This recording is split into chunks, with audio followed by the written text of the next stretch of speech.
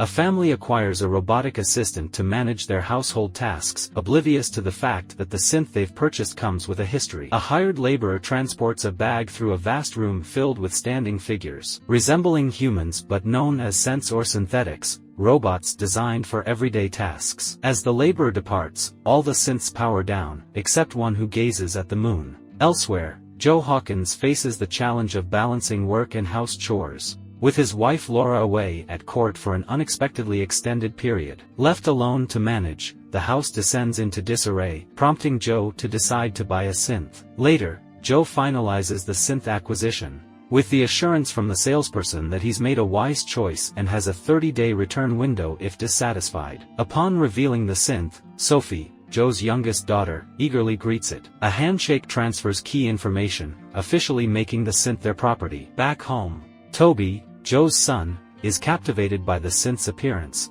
while Matilda, his eldest daughter, remains unenthusiastic and mockingly notes Joe's failure to inform their mother. The synth inquiries about dinner preferences, providing Joe a sense of relief from the task. Meanwhile, Laura decides to return home early, noticing the community filled with synths. Upon returning home, she finds everything orderly, but her reaction to the synth's greeting surprises her. In private, Joe and Laura discuss the purchase, leading to Laura's frustration that Joe didn't consult her.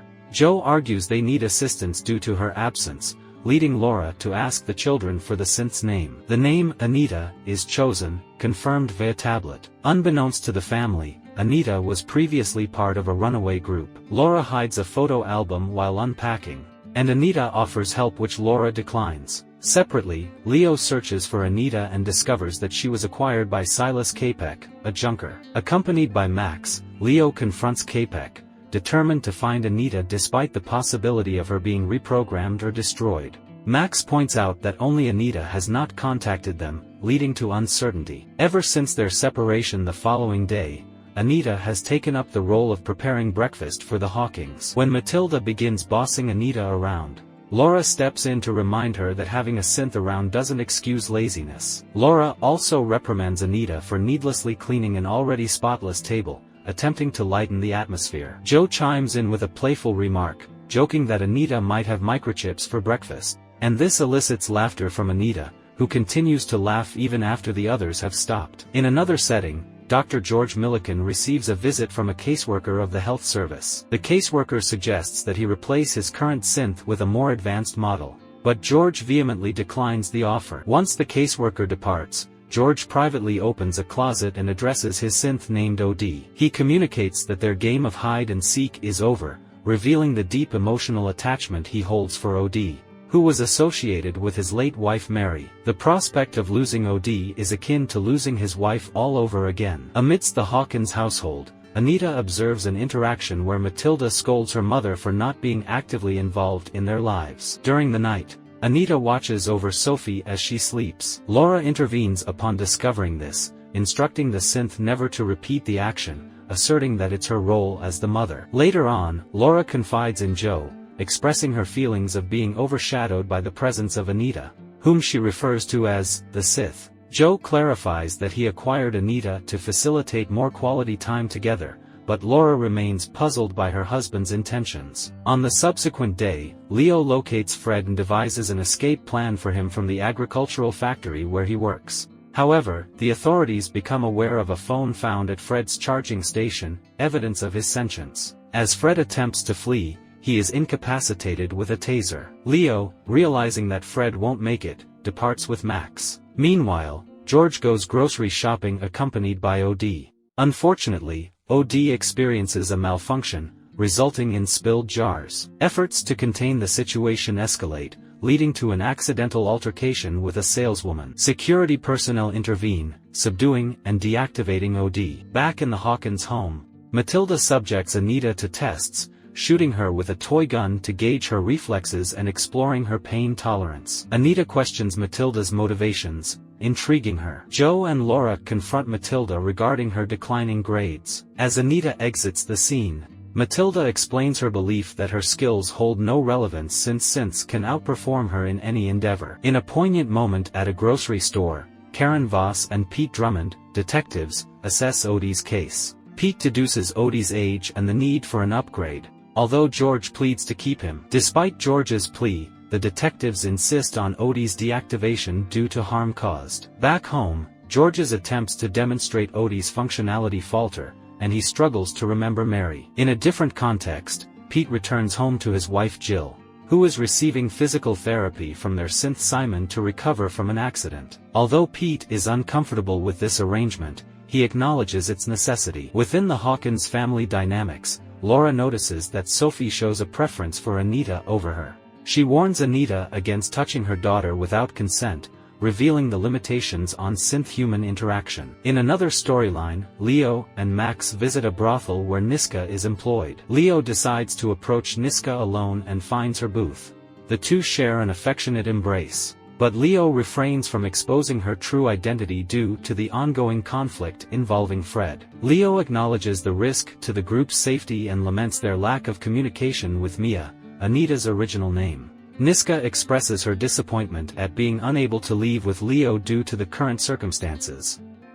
She instructs him to activate the exit mechanism, requiring human body heat, unveiling the truth that Leo possesses human attributes, not the characteristics of a sentient synth like their kind. Fred is taken to a laboratory. In this facility, a scientist named Hobbs engages in a conversation with Robert, the owner of the establishment. Robert's intention is to dissect the synth for research purposes, while Hobbs argues for a focus on locating the other sentient being. Hobbs asserts that David Elster, the creator of the synths, aimed to establish machine life. He references a concept wherein machines can autonomously enhance and reproduce, marking a point where machines surpass humans, rendering them inferior. Hobbs contends that humans have grown reliant on synths, suggesting that if David could create sentient synths, then they could generate more of their kind. This, in turn, could lead to a refusal to remain subservient. Meanwhile, George prepares to deactivate Odie himself instead of returning him for recycling.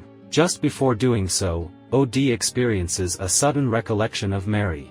This unexpected memory causes George relief. On that same evening, Anita aids Laura in cooking, taking a dish out of the oven. Sophie rushes to bid Anita good night, inadvertently causing Anita to burn Laura. This incident surprises Laura, as synths typically do not cause accidents or harm to their owners.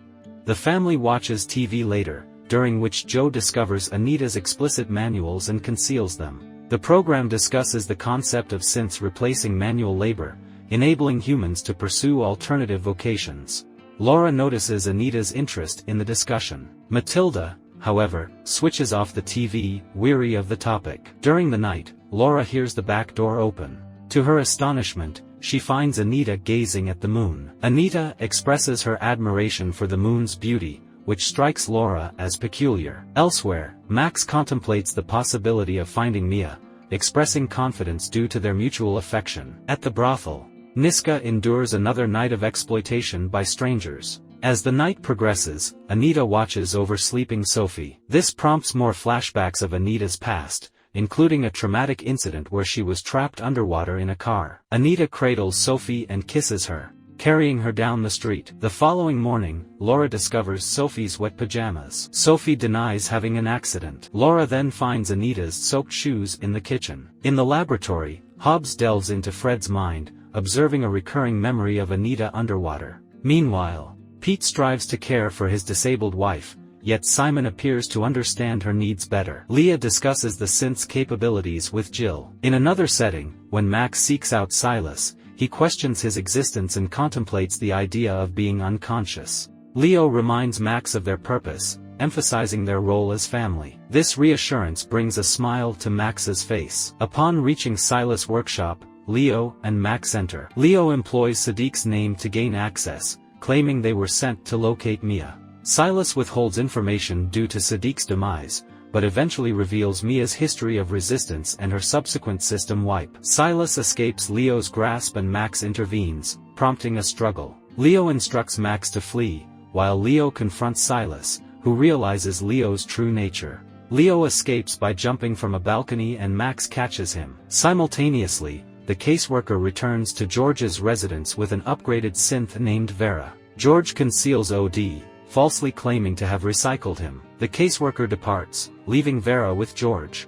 She and George's relationship has been strained since she replaced institutionalization. Just then, Odie taps on the window, prompting George to feign pain as a distraction while Vera is present. At school, Matilda and Haroon abduct a janitor to test Matilda's hacking skills. However, their plan fails, and the school board is notified by the malfunctioning synth. Meanwhile, Pete's resentment towards Simon grows.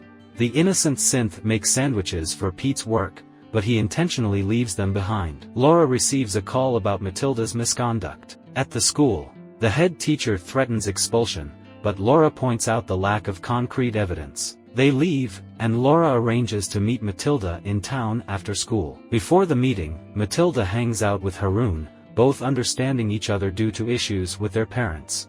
Unexpectedly, they share a kiss while shopping. Laura uses this moment to talk privately with Matilda. Matilda confesses her attempt to hack the school synth, and Laura urges her not to do it again.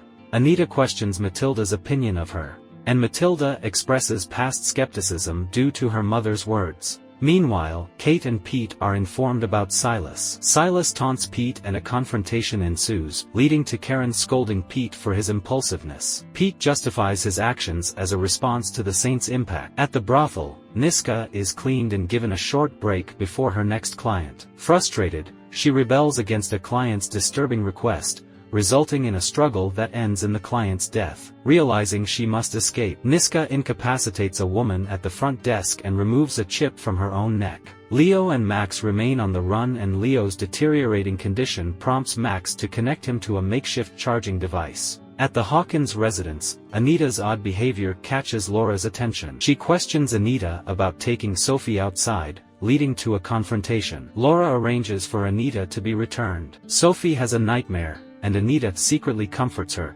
triggering memories of her own past. Laura intervenes, demanding Anita release Sophie and join them in the car. Sophie is reluctant, but Anita abides and asks about their destination once they're in the car. Her reaction is straightforward. Anita gazes into the distance, her lips curving into a smile. To see more content similar to this, consider subscribing. Don't forget to activate notifications and give a thumbs up. Your support greatly benefits the channel. Appreciation goes out to you for tuning in.